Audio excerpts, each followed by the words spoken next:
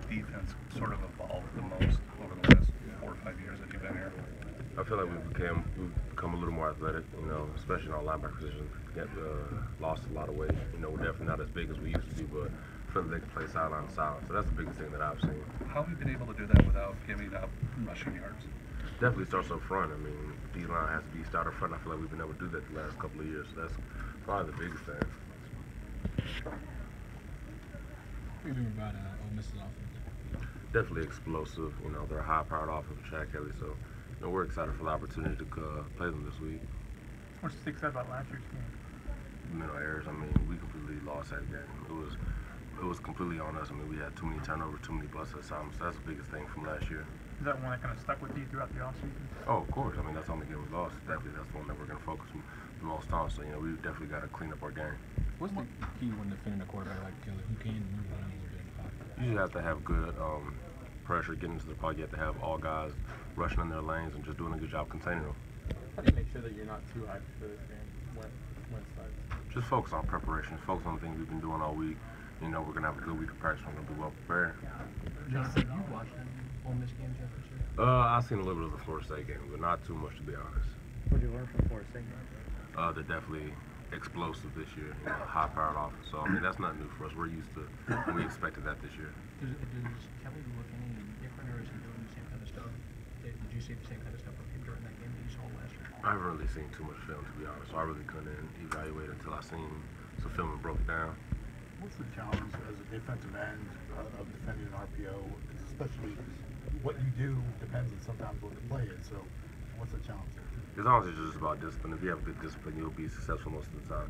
So that's kind of what the ends are trying to focus on this week. What are you looking for on situations like that where it could be a handoff or the quarterback taking himself and possibly do something? It just depends on our assignment. Some plays we'll have the quarterback, and some plays we'll have the running back. So it just depends on the defensive front we're in. Have there been clips playing in the weight room or other reminders of last year's game? I've seen a couple of clips on TV, but honestly not too much. And if they have, I haven't noticed it. How fluky was that game with some of the tip passes touchdowns, some of the mistakes that were made were even a little bit fluky themselves? How much was that part of it? I want to say fluky. I just feel like we messed it up ourselves. We made too many mental errors that we couldn't overcome. Chad seems to take a lot of risks as a quarterback. Does that make it harder to defend him?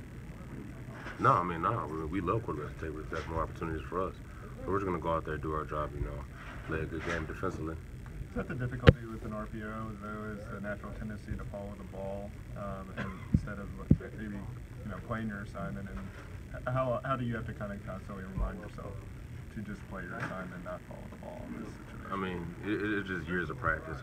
If you don't play your assignment, you're not going to be out there. So it's just, like I said, years of practice and just knowing we all got our own jobs. So that's what we're just going to try to focus on this week. Duncan, what do you think of Ball as a player? How have you seen him come along? What do you feel like he brings? I think he's a baller. I think he can play really well, and he can really help the defensive line out. Coach said y'all were anxious going into last year's game. Did you kind of feel that around the team last year going into the game? Oh, definitely. I feel like we put too much pressure, too much emphasis on revenge and all that stuff. So we're definitely not focusing on that this year. We're just focusing on playing well.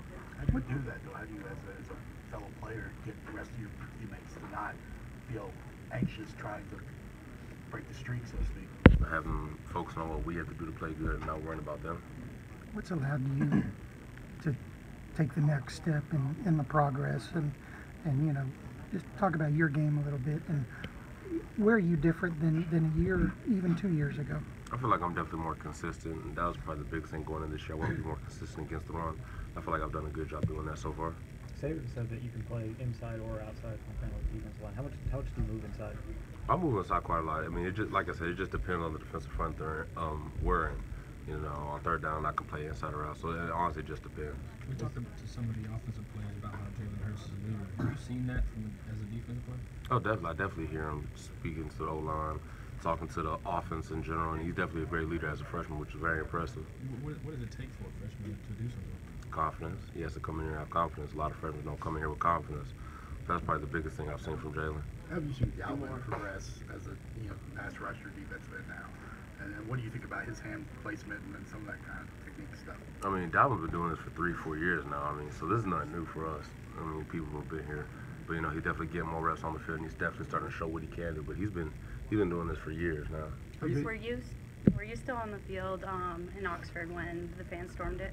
Nah, I'd have to walk up the field. I don't got nothing. Hey, were you, you guys go against them every day. Were you surprised the offensive line struggled a little bit Saturday?